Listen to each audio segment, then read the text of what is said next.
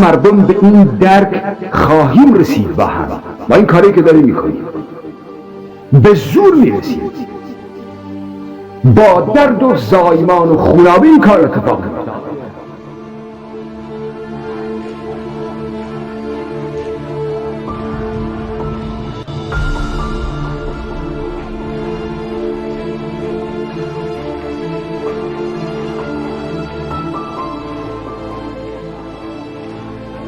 در هر تجمع انسانی که اون انسان از رعیت بودگی گذار بکند و به سروری برسد،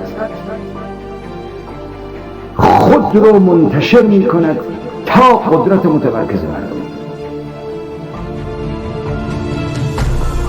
هر کسی در این از رعیت بودگی گذار بکند و به سروری برسد، حاکمیت نابود می شود، حتی اگه کوره ده باشه.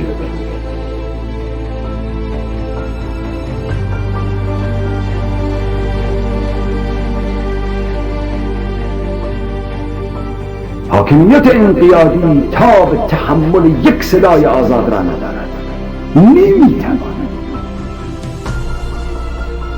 نمیتواند. در هر جای این سرزمین مردم عبور کردند و به سروری رسیدند، تهران به لرزه در میاد، تهران را فتح خواهیم کرد و آزاد خواهیم کرد.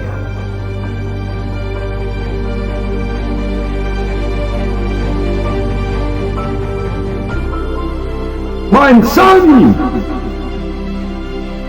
دارای اراده، دارای کرامت و دارای اراده معطوف به قدرت.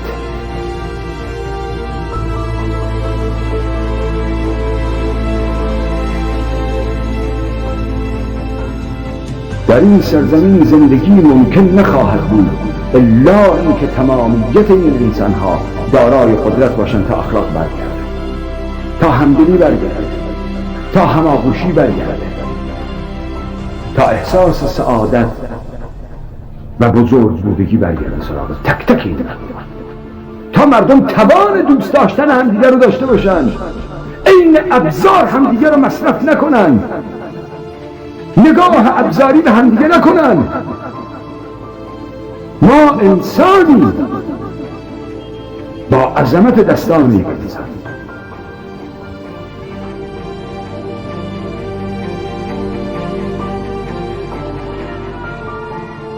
منفعت من به منفعت آحاد مردمان این سرزمین گره خورده است. سروری اونها سروری من هم در بر جامعه سالم سیاسی، زیست سالم سیاسی را و اجتماعی را برای من در بر خواهد داشت، سعادت را برای من در بر خواهد داشت. جهان را بایستی از این منظر، از منظر یک انقلابی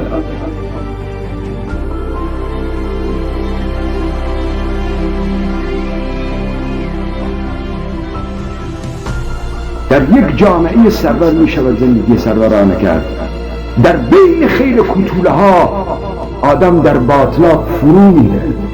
حالتون به هم بخور از جامعه بی اخلاق، حالتون به هم بخور از مردمان چاپلوس.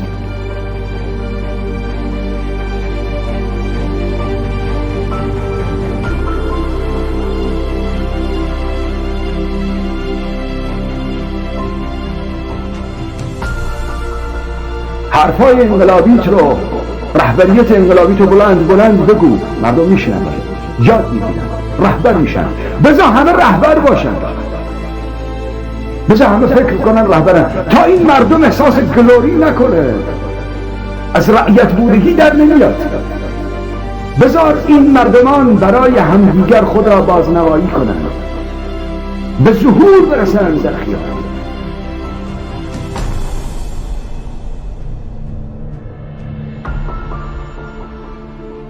اینجا مأوای انسان مخیر آزاد سرور است. ما ثابت کردیم که میتونیم این کار رو بکنیم. یک انسان با اراده میتواند بکنه.